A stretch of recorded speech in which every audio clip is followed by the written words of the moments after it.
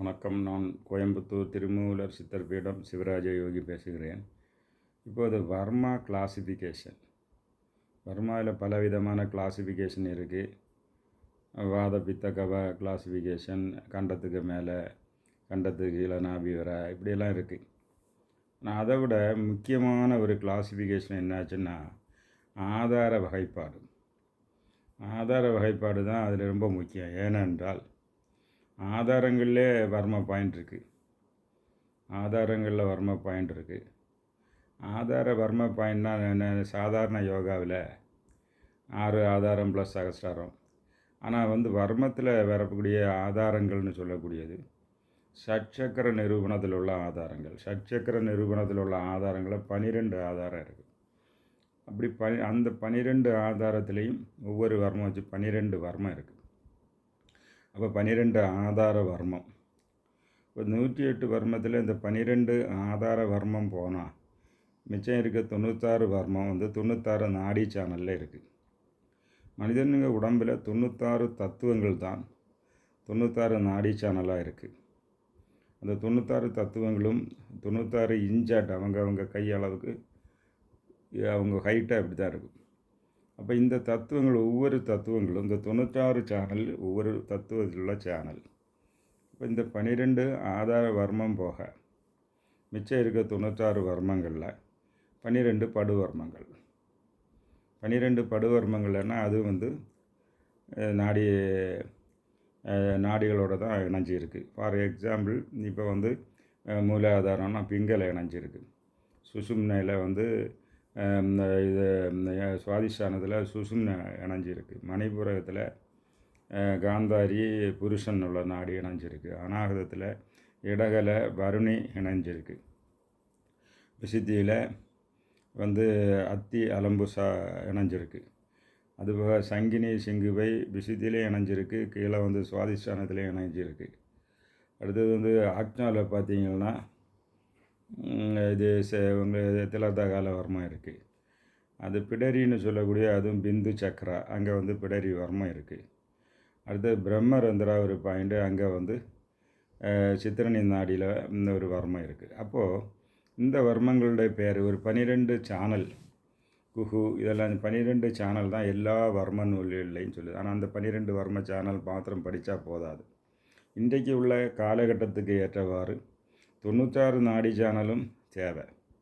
அப்போ இந்த 12 நாடி சேனல் இனி 84 நாடி சேனல் இருக்குது. அதுக்கு பேர், அதுக்கு டீட்டெயில்ஸு, அதுக்கு கலர் என்ன கலரு, அதுக்கு என்ன தேவதை, என்ன மந்திரம் முத்திரைன்னு உள்ள டீட்டெயில்ஸ் எல்லாம் சரயோகா நூல்களில் இருக்குது. அது சமஸ்கிருதத்தில் தான் அதிகமாக இருக்குது. அந்த சரயோகாவில் உள்ள கனெக்ஷன் வச்சு அந்த பாக்கி 84 நாடி சேனலுடைய டீட்டெயில்ஸு எடுக்கலாம். அப்படி எடுத்து வரும்போது தான் அதை படித்தா தான் எல்லாம் கவர் ஆகும்.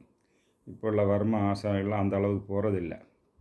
ஃபார் எக்ஸாம்பிள் மூலாதாரம்னா அது அபானன், அது பிங்கலை நாடி கனெக்ட் ஆகிருக்கு. அதுபோக மூலாதாரத்தில் 3 வர்மம் 3 நாடி சேனல்.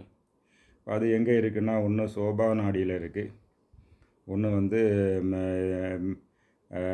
நியாச நாடி உள்ள நாடியில் அது இருக்குது. அதேமாதிரி சுவாதிஷ்டானத்தில் பார்த்திங்கன்னா 7 வர்மம் ப்ளஸ் 7 நாடி சேனல் அதில் கனெக்ட் ஆகிருக்கு. அதில் பார்த்திங்கன்னா சுசுமனைக்கு உள்ளே இருக்கக்கூடிய சித்திரணி நாடி, பிரம்ம நாடி, இது வஜ்ர நாடி, இந்த நாடிகளில் கனெக்ட் ஆகிருக்கு.